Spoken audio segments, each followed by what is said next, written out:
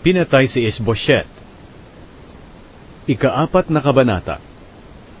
Nang marinig ni Isbosyet na anak ni Saul na pinatay si Abner sa Hebron, pinagharian siya ng matinding takot, pati na ang lahat ng mamamayan ng Israel. May 2 tauhan si Isbosyet na namumuno sa pagsalakay sa mga lungsod ng mga kalaban, sina Baana at Rekab. Mga anak sila ni Rimon na taga Beerot, mula sa lahi ni Benjamin.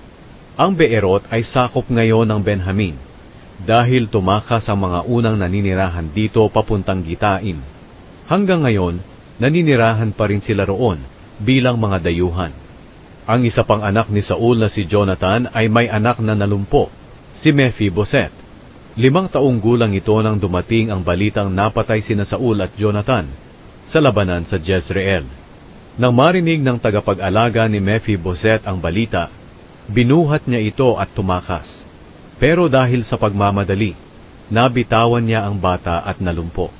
Isang araw, nagpunta sa bahay ni Isbosyet sina Rekab at Baana na mga anak ni Rimon na taga Beerot.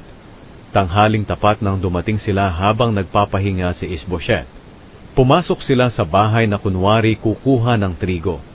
Dumiretso sila sa kwarto ni Isbosyet, kung saan nakahiga ito sa kama niya, at pagkatapos, sinaksak nila ito sa tiyan. Pinutol nila ang ulo ni Isbosyet at dinala nila ito sa kanilang pagtakas. Buong gabi silang naglakbay sa lambak ng Hordan. Pagdating nila sa Hebron, dinala nila kay David ang ulo ni Isbosyet at sinabi, "Narito po ang ulo ni Isbosyet, ang anak ni Saul na kalaban nyo, na nagtangka sa inyong buhay.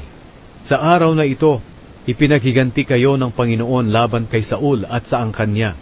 Sumagot si David, "Sasabihin ko sa inyo ang totoo sa presensya ng Panginoon na buhay, na nagligtas sa akin sa lahat ng kapahamakan.